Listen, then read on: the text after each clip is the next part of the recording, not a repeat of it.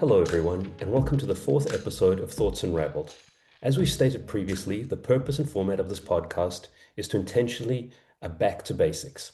We want to keep things conversational and with minimal editing so you get our real unpolished thoughts on the topics we cover. Our conversation may wander down different paths, so even we don't know where that will go. If you're enjoying this episode, then you can subscribe to this podcast on thoughtsunravels.substack.com. I'm going to pass now on to my partner in crime, Chris Compston, to give a quick intro. Hey everyone, welcome to the fourth episode. Really happy to be here again. I'm surprised we've got this far. So my name is Chris Compson, as Hugo mentioned. I am the founder of my own consultancy focused on enabling product leadership to maximize their performance and impact of their product organizations through product operations. Yeah, and I'm Hugo Freusch. I'm head of product operations at OLX, an online classifieds marketplace. And what we do is exactly work together with the organization to enable a better functioning product organization. And now let's go to the topic of today. And it's an interesting topic that Chris and I have thrown around a lot, right? And there's tons of debates. It's around the concept of frameworks, right? Do we use them? Don't we use them?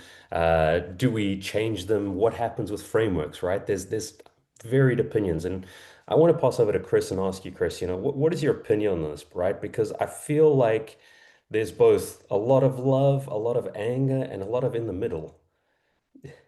Yeah, and I mean, I think I really wanted to raise this topic because I feel like over the past probably 5 years, maybe since COVID, and maybe that's part of the reason, um, frameworks have been getting a little bit of negativity.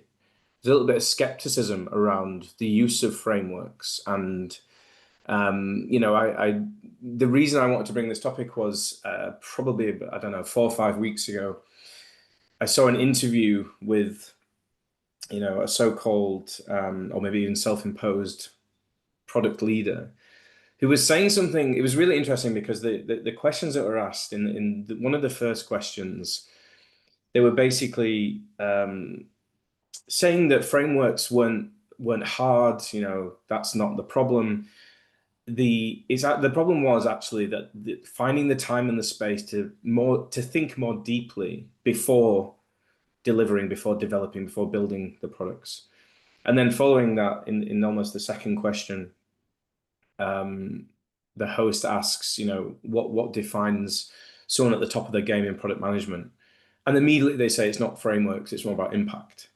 So I feel like there's mixed messages coming here. And the first part of this is, if we really truly want to spend time thinking more deeply about the decisions that we're making and do it in a collaborative way, frameworks are the perfect tool to do that because they give you that structure, they give you that time, they force you into conversations, you're allowed to interrogate decisions.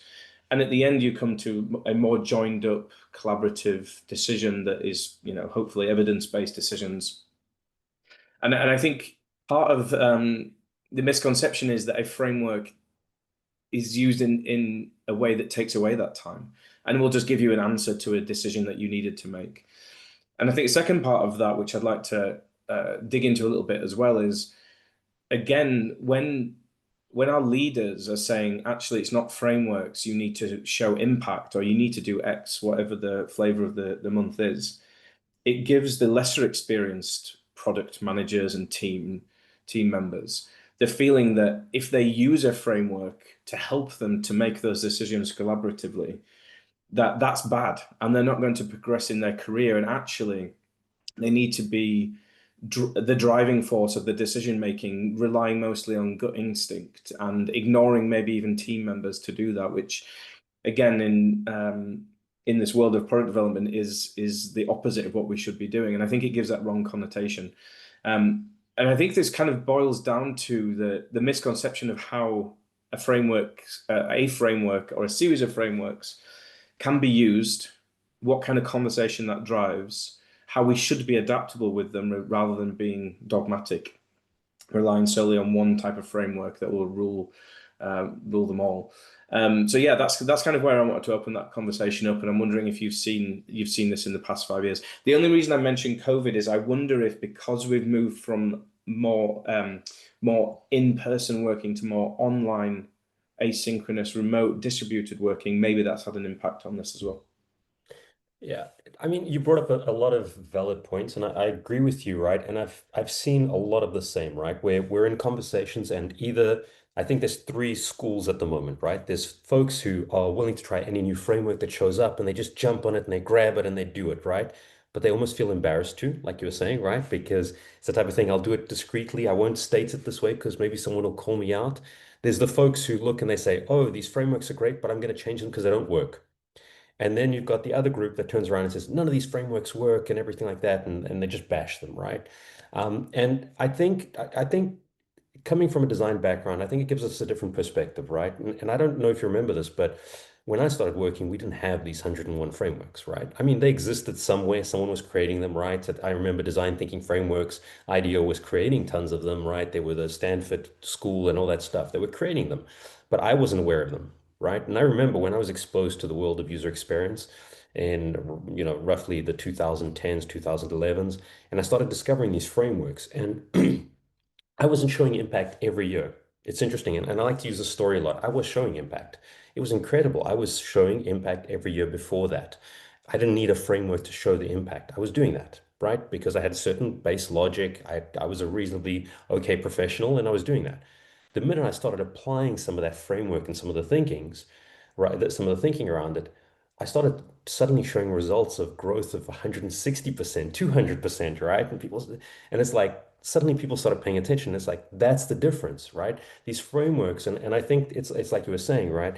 The whole purpose of the frameworks, they're a tool, right? But they're a tool that has been thought out to try and they have a purpose. They want to try and unlock something. They want to try and help you reach somewhere easier than if you did it yourself, right? And I've seen tons of people where they bash a framework, and next thing they go and they put together a workshop, they put something, and what they basically built in the workshop is, oh, this is a prioritization workshop. Oh, this is story mapping workshop. But they don't call it that. They're not going to call it that. And it's like, but you've literally just built what someone else has done. You just had to figure it all out yourself instead of learning from someone who's done it 100 times and knows the reason why they're doing it, right? So, I mean, it's the type of thing where you do feel this. You feel this. There's a sudden need where people are bashing frameworks. People are coming in saying, "Oh, these frameworks don't work. So let's destroy them." And then you're just like, "Have you actually understood the logic behind the framework?" Right? It's not the framework, right? It's not the problem of the framework. It's just the mindset isn't there. The organization is in that space yet. It's not the right time to use it. I don't know. There's just so much. Yeah, and I think, some examples very quickly pop into my head of prioritization frameworks. I mean, you know me, Hugo. I care so much about words and the words that we use. A framework is a series of activities, right? The way that we communicate, some of the rituals we have, some of the tools that we use to get again to like group decision making. So prioritization is one of those things. I was speaking to a product director last week, and he had something like 30 product managers working in the space that he was leading. And he said, we almost have like more than half, so like 15 to 18 different prioritization frameworks. Every other product manager is using a different prioritization method. And while he tried to impose one for that part of the organization, it didn't quite work because new joiners came, people left, and new prioritization frameworks kind of popped up. And I did ask, I was like, what was the need for having one overall prioritization method from that perspective?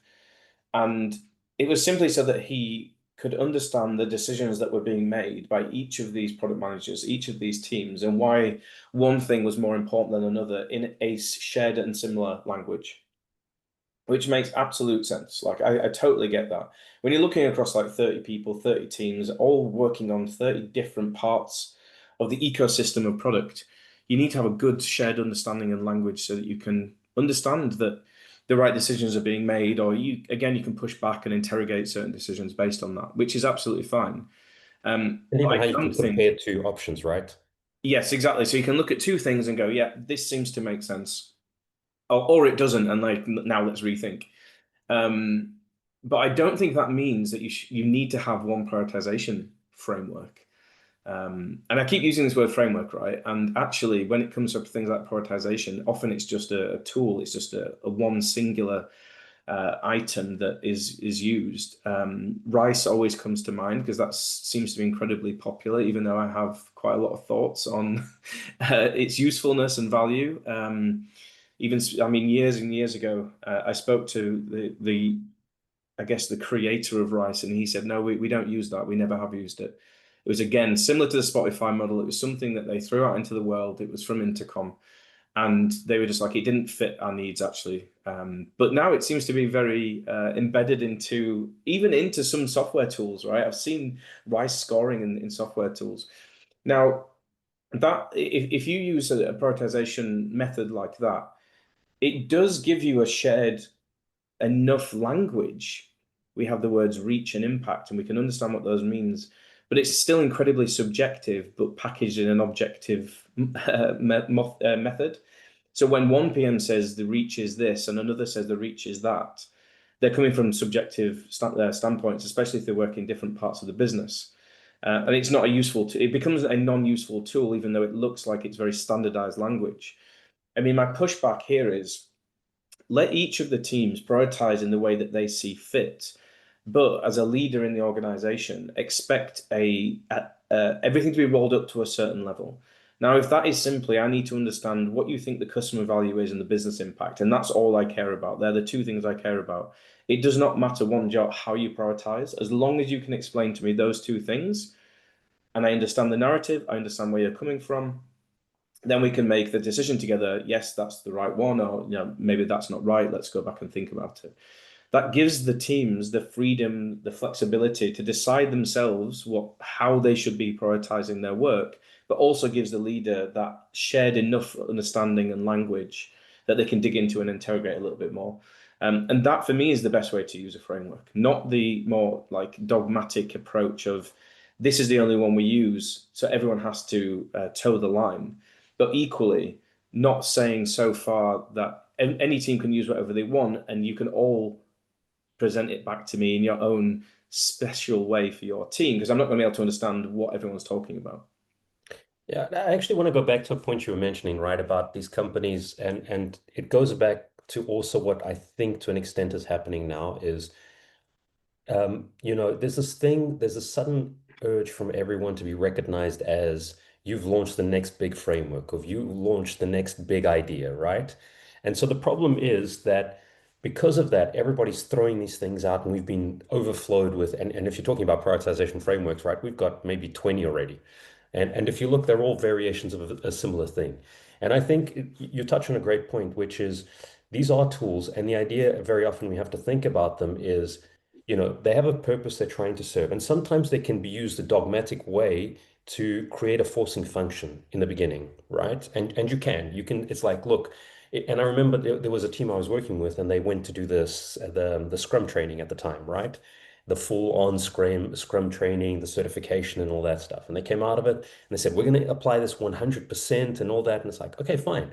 And they said, look, we'll then adapt it. And that's what they did, right? They applied it, all the rules, everything was by the rule, by the book. And it was super useful for me because I actually got some habits from that, working in that very strict way of doing Scrum Agile. But then the great thing is that as things go by, you start saying, okay, now we can adjust here, we can adjust there, and it slowly starts getting to a better place, right? And I think that's the thing, right? You can never just have a dogmatic way of looking at it. But even when I was doing code design, I remember every single workshop I was doing was completely different, even to this date, right? It's completely different because depending on the question I want to answer, I'll have one exercise in the beginning, another one in the middle, another one at the end, right?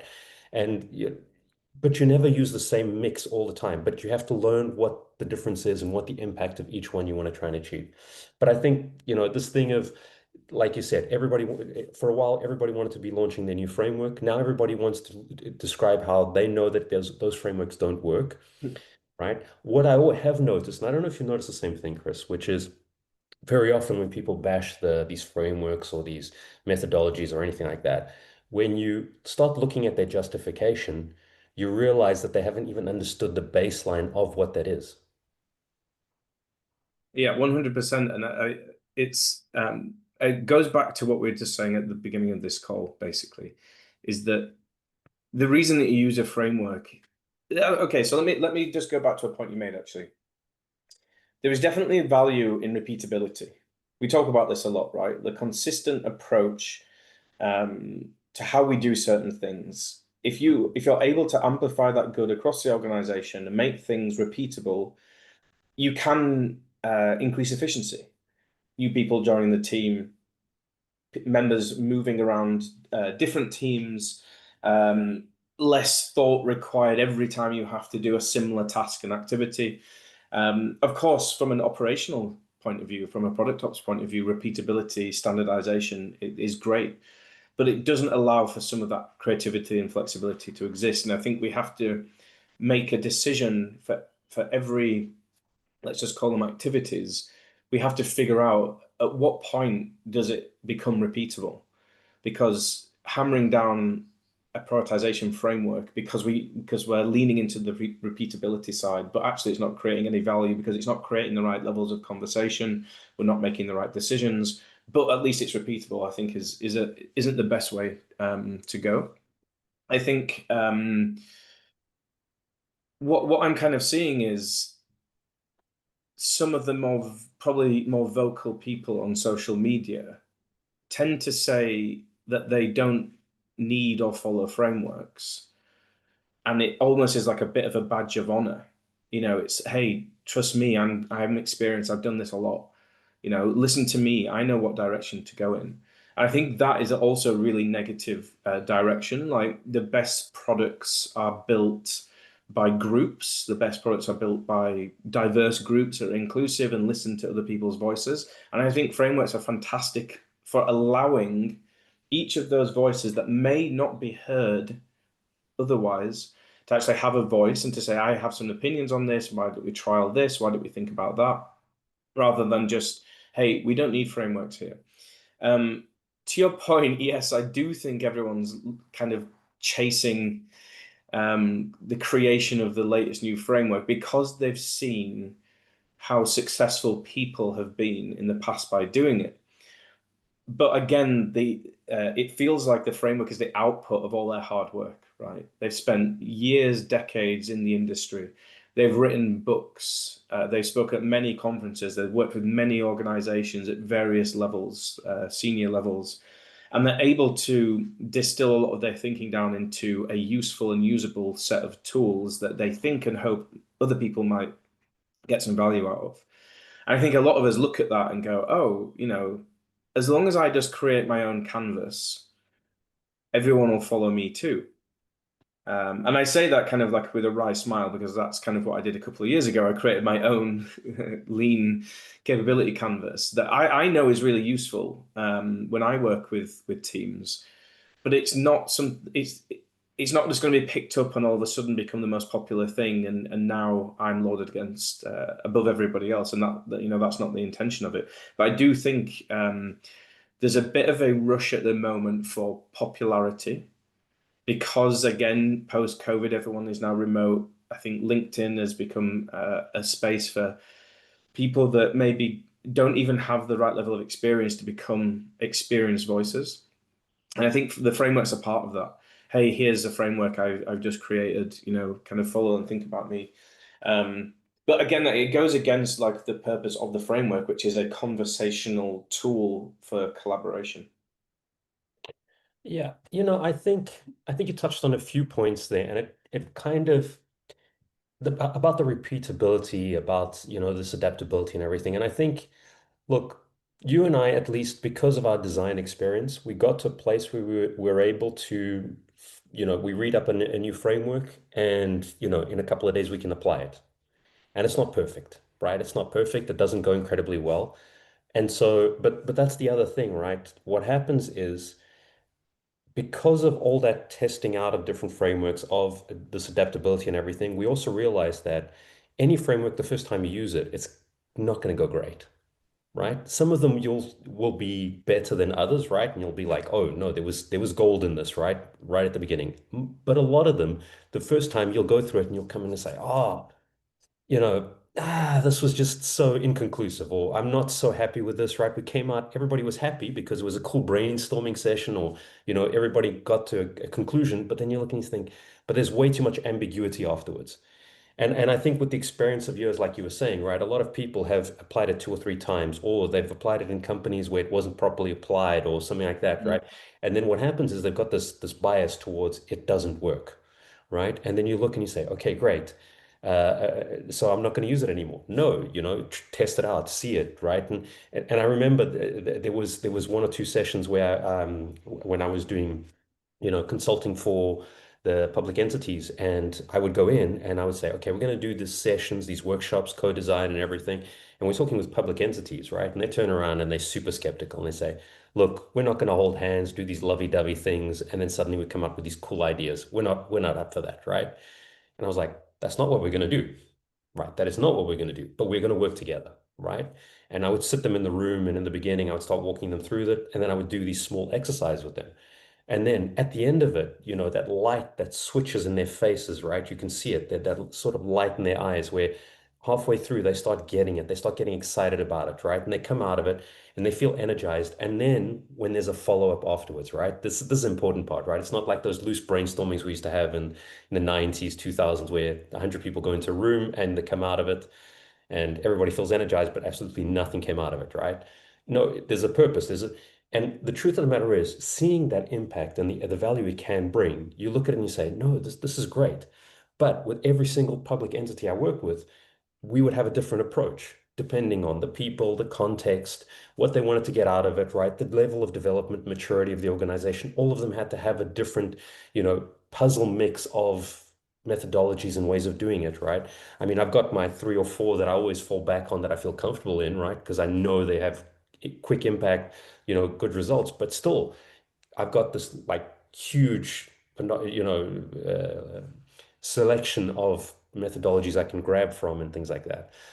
So I think it's like you're saying, right? A lot of people don't understand that the repeatability. You have to test this out. You have to do it, test it out once, twice, right? Sometimes a product leader or some leader who knows this works well, they're trying to implement it, but the organizational culture isn't the same as where they were previously, so they don't adapt to it as easily. So we don't see the same results. It gets frustrating for them. Try and understand, I like to try and understand what are they trying to get out of this? So where do we have to adapt it based on the new context, right? Yeah, but Yeah, and I think there's something in there that like using frameworks is hard work, right? Especially if it's something that you have come across more recently and you're trying to figure out if the problem you're looking to solve, can your decision making and your solution be found by using a certain framework? And it does take a bit of trial and error to like throw things into it and go, okay, we're not quite getting the right answers that we're looking for here using this framework. Is there something else that we can use? Can we pick something else up? Do we need to adapt to this one? Is this the right framework for the wrong problem, or vice versa? I think there's something a little worrying in what you mentioned there, and it's definitely what I was leading on to at the beginning of the call as well. Is this almost are is the optics of frameworks at the moment, because it's negative, our like lesser experienced product people, the cross-functional mix of product people, do they feel that by using a framework, it makes them look more inexperienced? And by, leaning away from frameworks and hoping that they still have some impact, when they do have that impact, they can go, well, that's because I'm a really great product person. And I don't need frameworks to tell me the answer. Again, of course, misunderstanding that frameworks are for communication, collaboration, shared decision making. And does that create a sense of the frameworks are nice to have, or the softer side of doing product versus the harder I know what I'm doing mentality? I like that perspective. I hadn't thought of it that way, right? But the truth of the matter is, you might be right to an extent. But it's kind of interesting because it goes to a concept which I keep bringing up, which is work smarter, not harder, right? Mm. And those frameworks help you be more efficient and more effective, Yeah. right? If they're well done and they're well applied and you use them properly, they can help you be more efficient and effective. It's the same as you using AI, right? Like, why am I going to spend 3 days trying to figure this out when I can do it in an hour workshop, right? That kind of stuff. So it is, but I think it goes to your point, right? Which is, I think it's also that, and it's something we've been discussing, and we can go into this in another conversation, right? But I think it also goes into the topic of we're, like you're saying, we're seeing people reaching like their peak level, too many people reaching the peak level of their career too soon, right? And it's not to say that years experience automatically translates into this person is an incredible person or not incredible. But the years of experience, what they do give you is the knowledge that you will screw up. You will make mistakes, and that's okay, right? And then you learn how to work through that. And then you learn how to do things better because you've done them wrong in the past, right? And it's interesting because I try this in some of my workshops, right? When I'm teaching, where I try and put people, I give them as little context as possible, and I put them doing the exercise. And they go through it, and it's, they're having difficulty, they're struggling, things are going in the wrong direction, they're going, and then I'll stop them halfway through, and I said, okay, you've seen what's the wrong way of doing this. Now, let's focus on the right way of doing it. But now they understand the logic of why the right way works, right? And it's like, I mean, but the truth of the matter is that learning of the making the mistakes, the doing it wrong, it's been some of the most enriching learning experiences for me. And me having to figure out some of these things, bit by bit, by going against the wall 3, 4, 5 times, there's a lot of learning there. Whereas if you're always incredible peak, just moving along, and it's almost that type of thing where it's great, but you're not actually learning. Yeah, I really, really love this concept of, spending the first hour of the workshop trying to solve a problem, but they're given the wrong framework to use. And at the end of it, trying to asking them the questions of, why haven't you got to the answer? What was wrong with this? And like trying to understand from each group where they think it went wrong. It was a really interesting, and a bit of a side note. When I first joined ThoughtWorks in 2016, tech consultancy, really strong on agile practices. And my understanding of agile was very much, small teams building things, and that was about it. I didn't quite have the full concepts of why agile was so important from the real principles, not just from the practices that agile kind of impose. Or people impose on agile, should I say? And one of the workshops they ran as like an onboarding exercise was a Lego-based workshop to help you understand agile. And the workshop facilitators acted as stakeholders, clients, asking for a thing, and they asked for you to build a Lego dinosaur. So obviously, you're given all the pieces of Lego. Your little group gets together and you start building the Lego dinosaur because the only information you have is Lego dinosaur. And then about halfway through of you building whatever this dinosaur might look like, the stakeholder comes on and goes, no, no, no, no, sorry, sorry. What I meant was I wanted a yellow dinosaur. It's like, I'm going to take all the parts apart again, build it all together again. Halfway through that, they go, no, no, no, no, I don't want a walking dinosaur, I want a flying dinosaur. Okay, I've got to change it all again. And one of the best things about that workshop was you're learning as you're going through that your lack of asking questions, your lack of carving work up and working and having like working progress limits almost, and not understanding what the end vision and why the customer wanted the Lego dinosaur. You're learning every step of the way what not to do, and you're learning. And again, this is why frameworks are so powerful because they should poke you, they should allow you to have strong debate and interrogate your decisions and the things you want to do in such a way that at the end of it, you've got a much clearer understanding of what direction to go in. The framework won't tell you the answer, but you working together will help you to get there. And I think that's the thing that I'm worried about losing with this mentality of, don't worry, I kind of know what I'm doing here. We just need to focus on the impact. And this fear of mine that the lesser experienced people will fear using frameworks because it makes them look less experienced.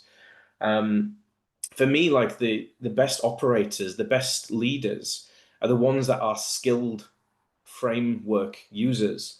They have a toolkit of like you said, you've got a few that I rely on, but I also have like probably another 20 that if a specific type of problem comes along, I know I can pick up a couple of them and try them and see if we can get to a good decision rather than going, let's ignore all the frameworks because it only matters what the end impact is and who cares who's impacted along that journey. You mentioned two things then. It got me thinking here, which is, a lot of these frameworks also were implemented or created based on certain folks' experience, right? And look, for example, I've got over 25 years of working experience, right? But I know there's a bias because it's my specific experience of what I've gone through, even though I might have seen the same thing in 500 companies, right? Or companies I was consulting or companies I was working with, you see these patterns, right?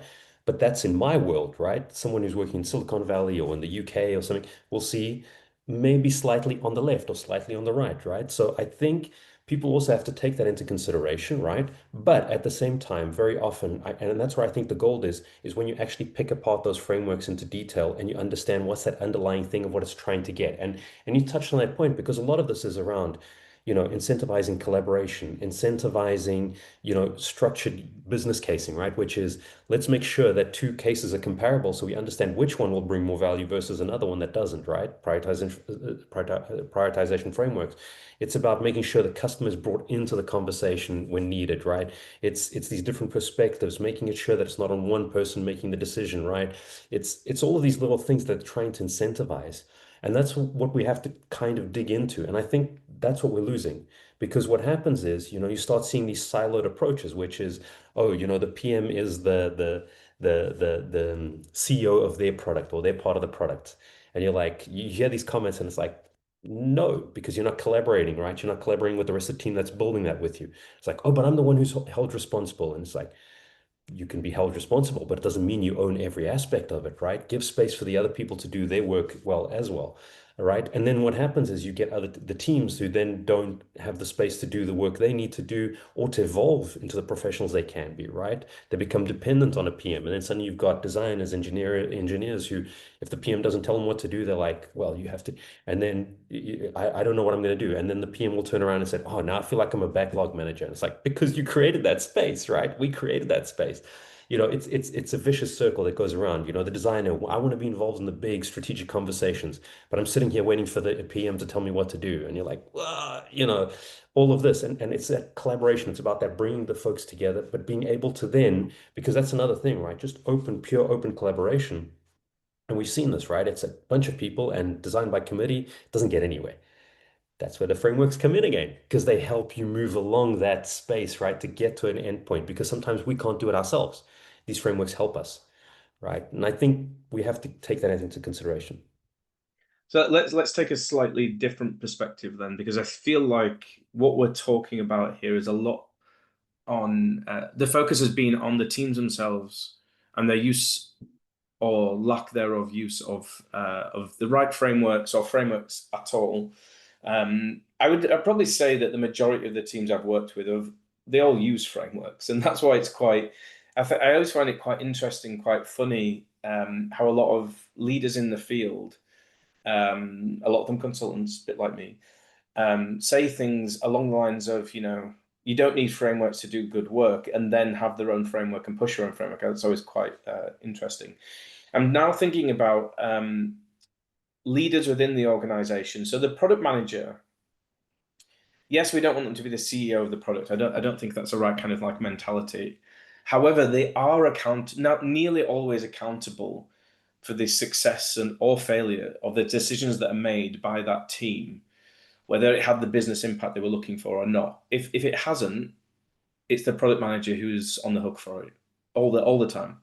Everyone should feel a sense of accountability, of course, but usually in most organizations, it is the product manager who is going to be brought into a meeting room to discuss why the decision was made in a certain way. And I think a lot of that pressure is put upon them to make the right decision, and that is sometimes misconstrued as I have to make that decision because I need to be confident about it because I'm going to get potentially brought up if it's not the right decision. Usually when it's successful, it's the whole team that's successful, right? Like it's a team sport. When success happens, everything's a team sport. When failure happens, the product manager didn't make the right decision, regardless of whether a framework or a group workshop was used or collaboration was used. So I guess I'm wondering from a leadership perspective, if things are all going well and the team have not been using a framework, they're not going to be questioned, right? If things are not going as well as expected, and the product leader comes along and says, "Okay, what are the team doing? Like, why are they slow?" For example, it's always about speed, right? Um, and the product manager turns around and go, "Look, we've been spending the last week trying to uncover the problem, potentially get to the right level of solutions and experiment. We're using like these certain frameworks." A leader's going to sit back and go, "Okay, well, that all sounds good. Sounds like you're on the right path." Are they going to say, "Can you scrap all that, please, and just get something out the next day?" That's exactly what's going to happen. Because as you said, what happens is people are always pushed about the results, right? And seen it consistently, right? Where even teams that are working and are being consistent, they're delivering on time, they're doing great quality work, and then the organization decides, no, but we have to grow, we have to develop. And they start even attacking those teams that are working well, right? And you see like they're suddenly forced to adopt frameworks, adopt things that don't work or that goes against what has been working really, really well. Just because we want to see results and we always want to see it quicker, right? And it's that same logic, right? You've got, for example, an organization turns around and says, you know what, I'm expecting you to work 8 hours a day. I'm expecting you to give your all when you're in the office and all that. You're like, okay, great, I can do that. And you've got a group of people that are working, and they might even give a bit of extra time and a bit of extra effort. Then you've got a group of people who kind of give enough effort, right? But then you've got people that are skating by doing less work. Mm, What happens is the organization will look and say, we've got people who are skating by without doing work. So what we're going to do is we're actually going to push for more. We're going to expect more from them. We're going to do. The problem is that the people are working already and giving all their all and have that work ethic. They will now be doing even more to try and cover for the people who aren't doing, right? That's more the and here it's exactly the same thing, right? It's the type of thing where you're going to stop doing what you're doing. You're going to stop doing this because, that doesn't work.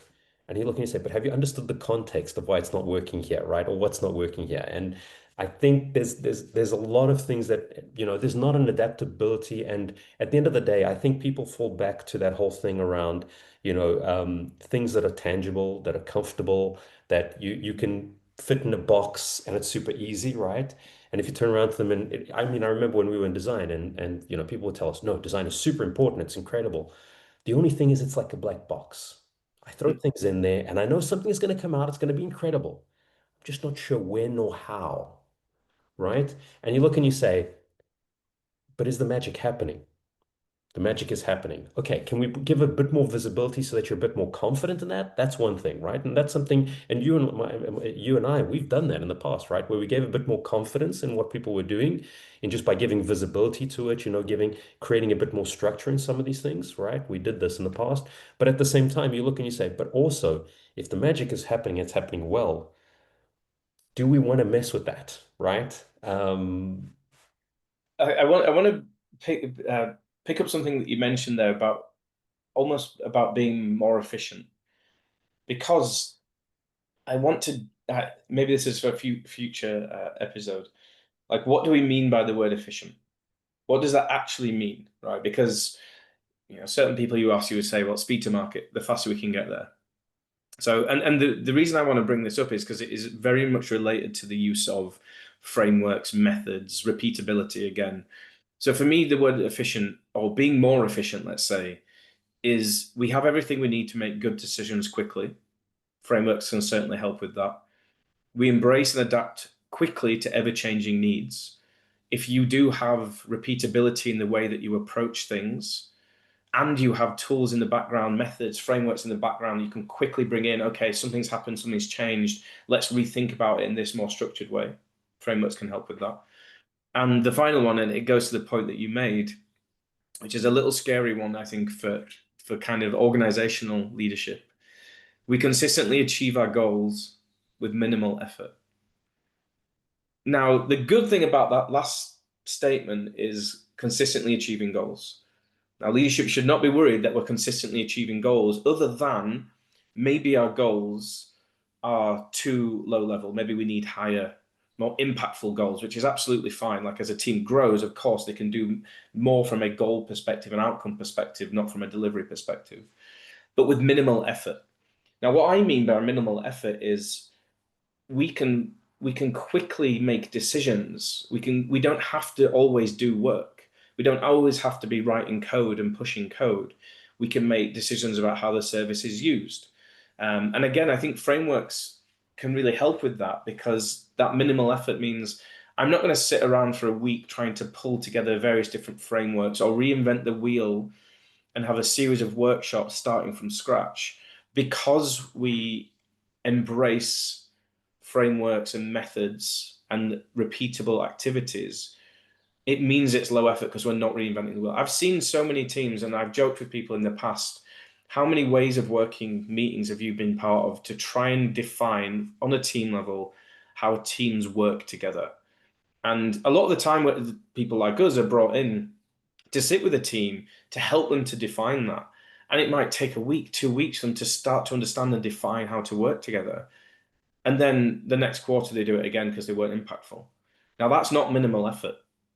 So they're not embracing some of these frameworks and being adaptable with them to then create a space with minimal effort, but they're still able to achieve their goals. And that, for me, as a package, is what efficiency means.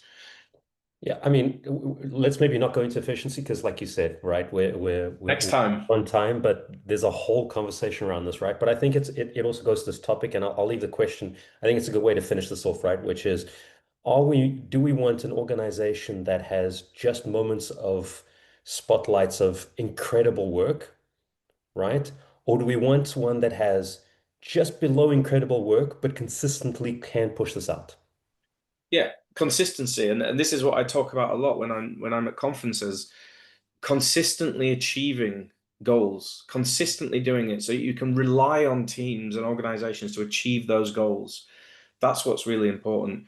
And I think this the final point I'll make here is it's not about individuals or teams using specific frameworks. It's about the culture of the organization to allow the time and space for deeper thinking, to interrogate decisions, but as from a collaborative cross-functional team effort to get to a well thought through evidence-based decision. And I think frameworks can help with that, but it does require a culture that gives the teams that time and space to do it.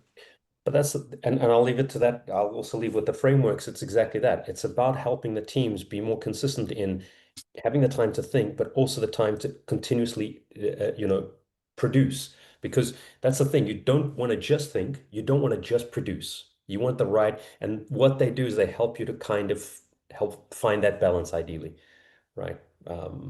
Well, we're on time, and thanks for everyone for joining us, for listening. And please go ahead and subscribe to this podcast at thoughtsunraveled.substack.com and keep an eye out for the next episode coming soon.